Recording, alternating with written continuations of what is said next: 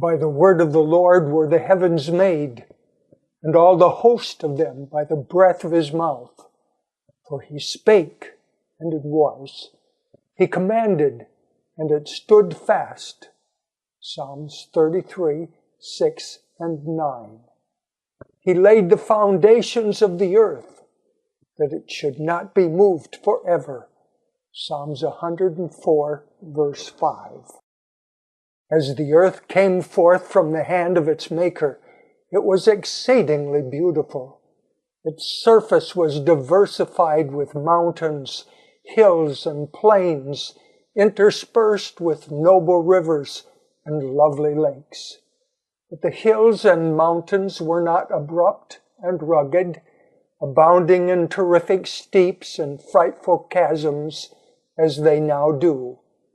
The sharp, ragged edges of Earth's rocky framework were buried beneath a fruitful soil, which everywhere produced luxuriant growth of verdure.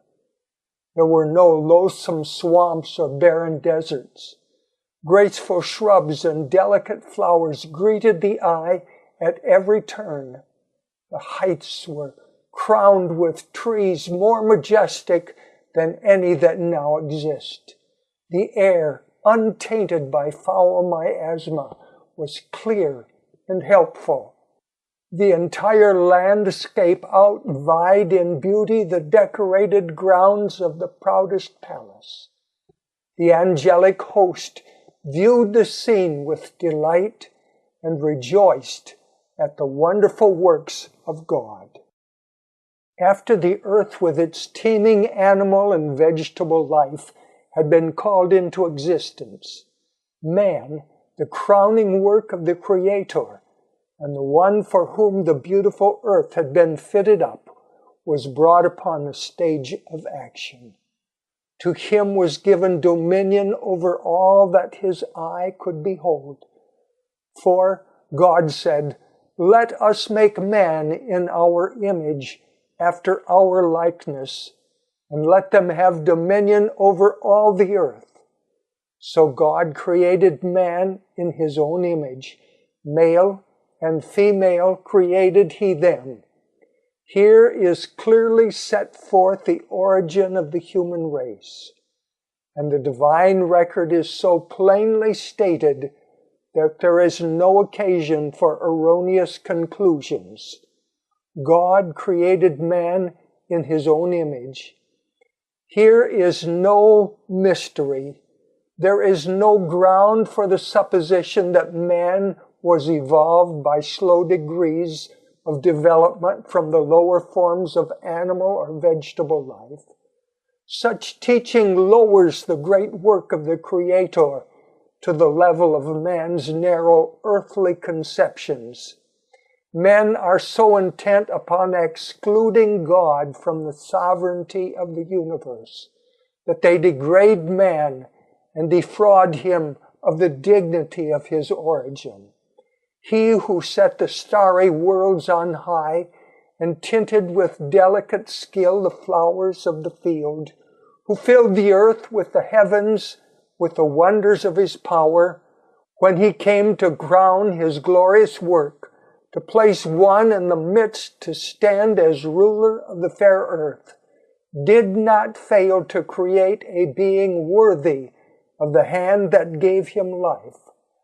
The genealogy of our race, as given by inspiration, traces back its origin not to a line of developing germs, mollusks, or quadrupeds, but to the great Creator. Though formed from the dust, Adam was the Son of God. He was placed as God's representative over the lower orders of being. They cannot understand or acknowledge the sovereignty of God, yet they were made capable of loving and serving man.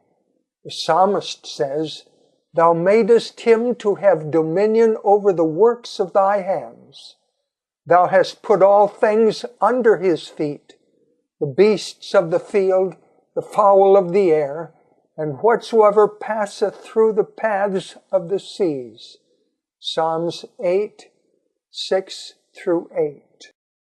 Man was to bear God's image, both in outward resemblance and in character.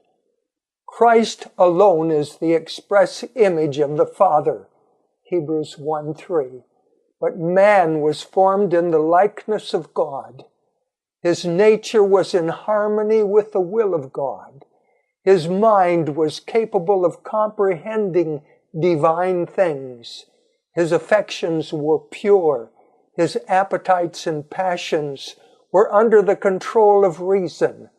He was holy and happy in bearing the image of God and in perfect obedience to His will. As man came forth from the hand of his Creator, he was of lofty stature and perfect symmetry. His countenance bore the ruddy tint of health and glowed with the light of life and joy. Adam's height was much greater than that of men who now inhabit the earth. Eve was somewhat less in stature, yet her form was noble and full of beauty. The sinless pair wore no artificial garments. They were clothed with a covering of light and glory, such as the angels wear. So long as they lived in obedience to God, this robe of light continued to enshroud them. After the creation of Adam, every living creature was brought before him to receive its name. He saw that to each had been given a companion, but among them there was not found an helpmeet for him. Among all the creatures that God had made on the earth, there was not one equal to man, and God said, "It is not good that man should be alone. I will make him an helpmeet for him." Man was not made to dwell in solitude. He was to be a social being.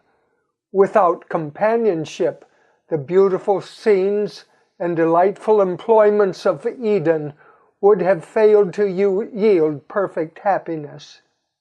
Even communion with angels could not have satisfied his desire for sympathy and companionship. There was none of the same nature to love and to be loved. God Himself gave Adam a companion. He provided an helpmeet for him, a helper corresponding to him, one who was fitted to be his companion and who could be one with him in love and sympathy. Eve was created from a rib taken from the side of Adam, signifying that she was not to control him as the head, nor to be trampled under his feet as an inferior, but to stand by his side as an equal, to be loved and protected by him. A part of man, bone of his bone, and flesh of his flesh. She was his second self, showing the close union and the affectionate attachment that should exist in this relation. For no man ever yet hated his own flesh, but nourisheth and cherisheth it. Ephesians 5:29. Therefore shall a man leave his father and his mother, and shall cleave unto his wife, and they shall be one.